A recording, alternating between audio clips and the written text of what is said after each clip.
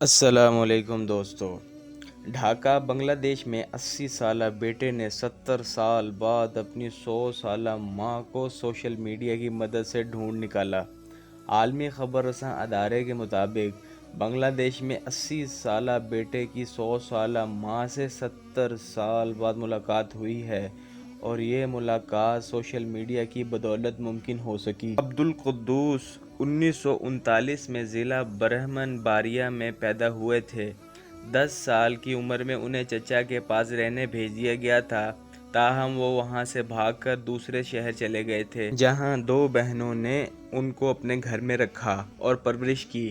اگلے 70 برس تک عبدالقدوس کا اپنے گھر والوں سے رابطہ نہیں ہو سکا، تاہم اب انہوں نے والدین سے ملنے کے لیے سوشل میڈیا پر پوسٹ کی، جس میں اپنے گاؤں کا نام اور علاقے کے چند نشانیاں بتائیں۔ اس پوسٹ کو ان کے والدین کے گاؤں کے ایک شخص نے پڑھا اور عبدالقدوس کو بتایا کہ اس کی ماں زندہ ہے اور ابھی تک اس کا راستہ دیکھ رہی ہے۔ اس کے بعد عبدالقدوس گاؤں پہنچے اور اپنی 100 سالہ ماں سے ملاقات کی۔ دوستو، اس طرح کی انفارمیٹیو ویڈیو دیکھنے کے لیے ہمارے چینل کو سبسکرائب کریں اور لائک کریں اور شیئر کریں۔ جزاک اللہ۔